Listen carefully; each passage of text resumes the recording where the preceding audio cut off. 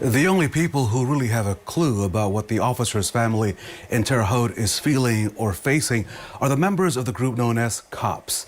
COPS stands for Concerns of Police Officers. I Zoomed with members of the Indiana chapter overnight. We spoke for about 30 minutes about this situation and their feelings and how they can help.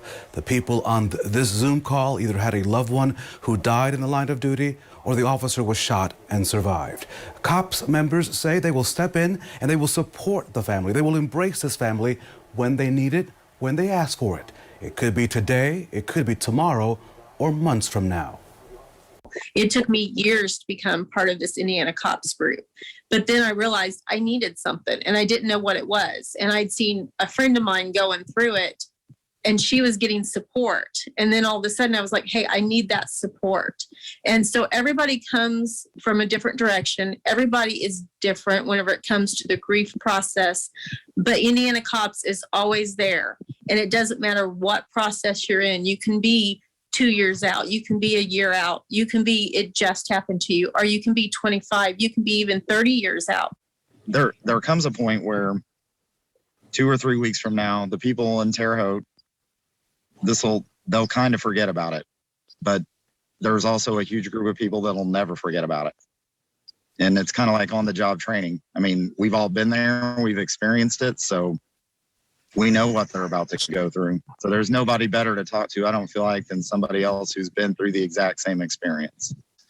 Just having that lifeline, and that's what it is sometimes. It's a lifeline that allows these families to talk to somebody, to let it all out, to not be judged, to literally say, I understand. Most people say, I know what you're going through, and they don't have a clue. So many people who I wish I never met, that they have made such an impact on me and how I've been able to process and move forward in my day-to-day life. So for me, it's not so much the big things, which it's great to have them there for that.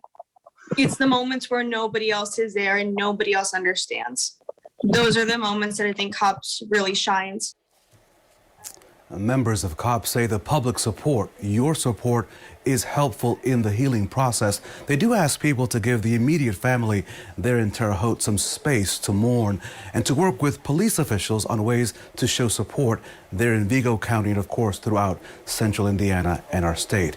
You just heard from a number of survivors in that Zoom call, and I want you to know more about them. You heard from Emily Nimps. In 2 weeks, she will honor the death of her husband.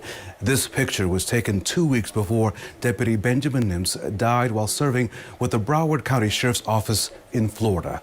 The father of two, he died on July the 21st, 2019. You also heard from Darren Fishburne. His nephew, former Metro Police Officer Jason Fishburne, was shot on the job and he survived his injury. That incident happened on July the 10th, 2008. Jason is a dad and a husband. Kyle Henderson. He's proud of his dad's service. Sergeant Gary Henderson served with the Shelbyville Police Department in Shelby County. The 51-year-old died on the job on October the 10th, 2007, after 29 years of service to his community. And by the way, Gary's grandson was born on the date of his end of watch, October the 10th, in the year 2019. And Cynthia Wisenreed always honors her husband, Andrew Patrick Wisenreed. The Indiana State Trooper was 26 years old at the day of his death. His end of watch date was April the 25th, 1997. COPS Indiana plans to honor all law enforcement at their annual gala event on September the 11th. Lauren? And we appreciate their service, Raphael.